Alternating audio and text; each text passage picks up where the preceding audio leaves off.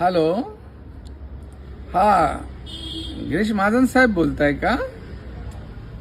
हो, नाशिकवरून बोलतो मी, गजी घोडके साहेब. एक विचारायचं होतं का भारतीय जनता पार्टी ही हा पक्ष आहे का आपलं तुमचं स्वतःचं घर आहे?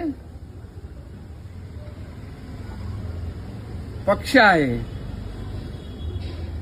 साहेब. मग पक्ष आहे तर मग तुम्ही, आम्ही जे कार्यकर्ते आहोत हे कामाला आहोत का पगाराने?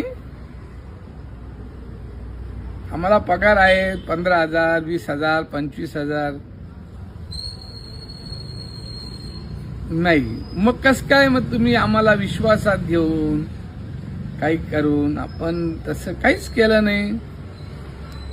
आपण नाशिकला जे उमेदवार घेतले त्या उमेदवारांमध्ये असं कोणी आहे का गोरक्षण ते करतात, कोणी लँड जिहाद करतात, कोणी लव जिहादचे काही प्रकरण केले असतील?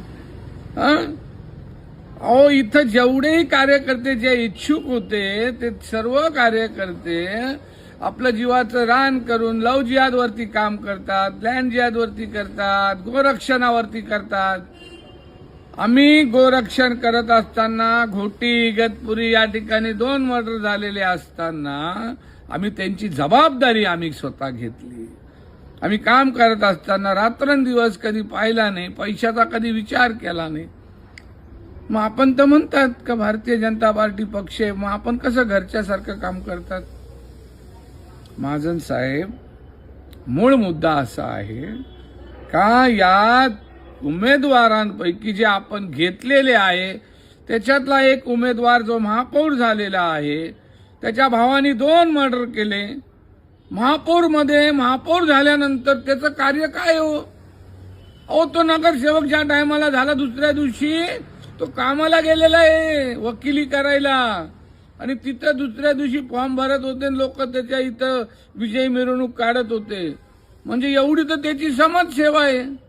मग अशा माणसाला आपण 2 महापौर तुम्ही इकडं घेतले, मग त्या महापौरचं काय काम आहे? काय ते समाजसेवा काय आहे? फक्त पैसे.